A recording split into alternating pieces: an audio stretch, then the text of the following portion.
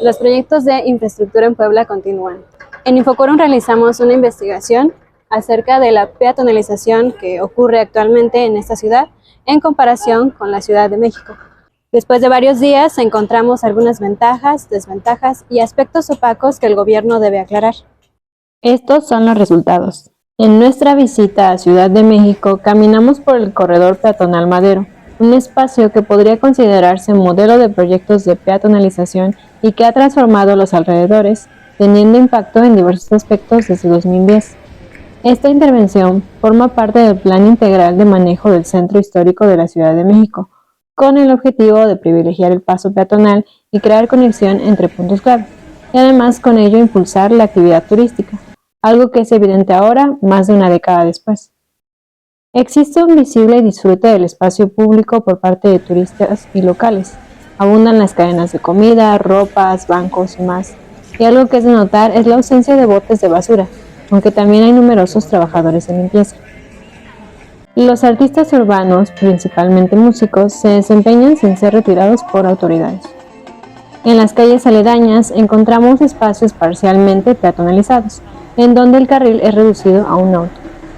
Al final, a esta medida recurrió el proyecto de peatonalización de la 16 de septiembre en Puebla. Al igual que el corredor Madero, hay una importante actividad comercial en la zona y, aunque no se podría considerar un punto turístico principal, sigue tratándose del primer cuadro del centro histórico. Pero, ¿es realmente conveniente su peatonalización en cuanto a accesibilidad y movilidad?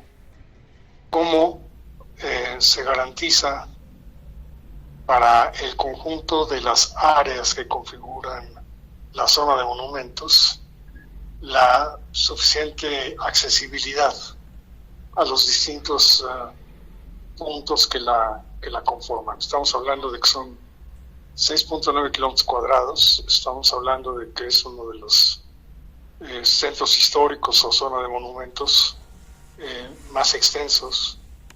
La Ciudad de México es un poco más grande, pero es mucho más fragmentada, digamos, en términos de características arquitectónicas, incluso en términos de vialidades, etc.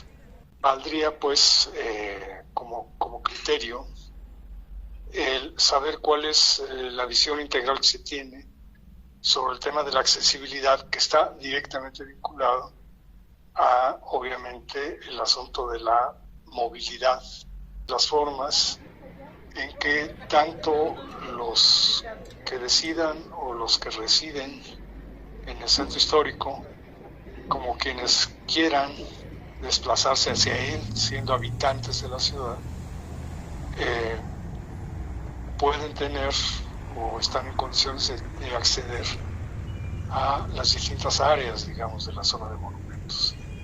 Como el investigador Francisco Vélez nos explica, antes que nada deben tomarse en cuenta las maneras de desplazamiento de los ciudadanos y de quienes habitan estos espacios. Pero el interés principal de estos proyectos va a ir por otro camino. Se han promovido acciones que finalmente tienden a modificar los usos del suelo, tienden a desplazar a los residentes de esos lugares para sustituir, digamos, las actividades que desempeñaban ahí las personas, en algunos casos residentes, en otros casos actividades comerciales de distinta naturaleza, buscan ser desplazados para ser sustituidos en lo que sería usos del suelo especializados en la parte, digamos, de oferta turística. Así es, también hablamos de gentrificación, que continúa causando estragos en varias zonas del municipio. No todo se puede convertir en oferta turística, no todo se puede convertir en equipamiento de carácter turístico. También hay que tomar en cuenta que, dado que estos proyectos comenzaron de manera precipitada para los ciudadanos, distintos sectores se han visto afectados por las obras. Uno de estos es la comunidad de personas con discapacidad. Bueno, creo que nunca la hemos tenido fácil, nunca, cuando no te encuentras un registro abierto, te encuentras unos rosales salientes de alguna casa, un árbol con las ramas torcidas, una marquesina muy expuesta, te encuentras muchas cosas, motos arriba de la banqueta, bicicletas, autos que también suben a estacionarse, personas que hacen sus barditas afuera de sus casas para tomar el sol, rampas muy pronunciadas, qué sé yo, un sinfín de problemas. Y hoy, con un centro histórico totalmente incierto para nosotros, pues nos sentimos muy agredidos, nos sentimos como que lastimados, porque realmente pues batallamos mucho como para todavía aparte tener que adivinar por dónde tenemos que tomar transportes, a dónde tenemos que ir, por dónde podemos pasar.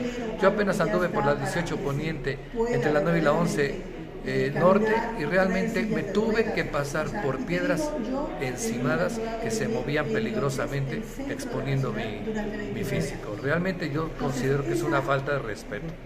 Y es que otro aspecto omitido en las obras ha sido el desplazamiento de las rutas de transporte, lo que ha desembocado en tráfico vehicular y distancias más largas que afectan a la mayoría de sectores y comunidades, incluidos estudiantes y trabajadores. Sí, en este momento hay obras en la 10, 12, 14, 16, 18 y aparte la 16 de septiembre. ¿Cuál es su postura respecto a estos proyectos urbanos de Eduardo Rivera? Pues yo creo que lo pudieron haber hecho por tramos. Realmente están bloqueando un área bastante considerable en todo lo que es el centro histórico y a nadie le han informado.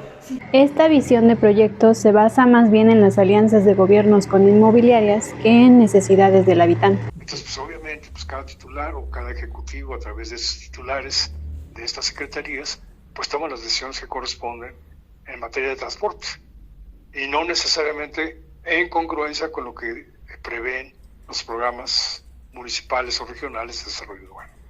Una estrecha alianza entre algunas administraciones municipales y los grupos dedicados a la actividad inmobiliaria.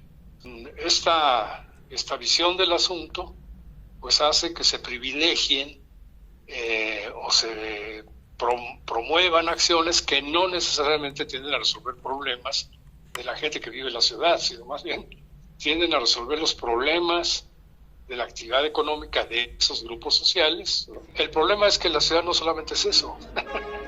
Los que vivimos la ciudad somos mucho más, tenemos mucho más actividades, muchos más intereses. Es una reiteración de inversiones en lugares de manera clara, que son del interés particularmente de quienes gobiernan por parte de Acción Nacional, que es el caso del Carmen, el caso de la 16 de septiembre, es el caso de la Avenida Juárez, es el caso del Paseo Bravo, etcétera, etcétera. Entre estas decisiones de transformación se evidencia una falta de coordinación entre gobiernos estatales y municipales. Significa rediseñar, y eso desgraciadamente no es una facultad del ayuntamiento, sino es una facultad del gobierno del Estado, rediseñar rutas, rediseñar equipamientos asociados al transporte, etcétera, etcétera, etcétera. Entonces, bueno, esa es también la otra interrogante, hasta qué punto, digamos, hay una coordinación, una voluntad política compartida entre quienes gobiernan, el gobierno del Estado y, digamos, el ayuntamiento actual. El proyecto original, por ejemplo, de la readoquinamiento de la 12, de la 18, de la 16, de la 14, etcétera, era un proyecto que iba a ser financiado en su momento por la SEDAT, y hay que recordar que el presidente municipal anterior, el gobernador anterior, cuando se iniciaron las obras, las canceló. Las canceló simple y sencillamente. Dijo, no, porque no me han entregado el estudio de impacto ambiental, entonces cancelo las obras. Entonces, pues, evidentemente, eso que era el impulso del gobierno estatal, pues no sé si era por razones políticas específicas en contra de la anterior presidenta municipal o porque no le interesaba el proyecto, ¿sí? No creo que esta posibilidad de coordinación en términos de una visión compartida, construcción de una visión compartida del destino de la ciudad, hacia dónde van las cosas, etcétera, no creo que haya tenido la posibilidad de articularse una coordinación de esa naturaleza. Existe un plan de manejo del centro histórico, como nos cuenta el académico Francisco Vélez, pero por desgracia no tenemos acceso al documento. Lo que es el plan de manejo que finalmente se formuló para la zona de monumentos. Ese plan de manejo fue originalmente elaborado en el trienio anterior, en su versión primaria, digamos, por la UNAM, lo que es el programa universitario de estudios sobre la ciudad, el PUEC, el grupo de investigadores de la UNAM, formuló, digamos, lo que sería el documento base. Ahora, ¿qué transformaciones ha tenido ese documento base? No lo sé, lo voy a conocer ahora en estos próximos días, que me hagan favor de hacerme llegar el ejemplar, que espero que contenga pues todos estos temas, de la visión de para dónde va a ir la zona de monumentos y por lo tanto cómo se vinculan este asunto con el tema de la peatonización. Un proyecto como este no es inherentemente malo, sino que debe ser planteado con cautela y adecuadamente. Ahora que se comienzan a ver los primeros resultados, tanto la eficiencia y provecho de los espacios como los inconvenientes por su modificación se hacen visibles.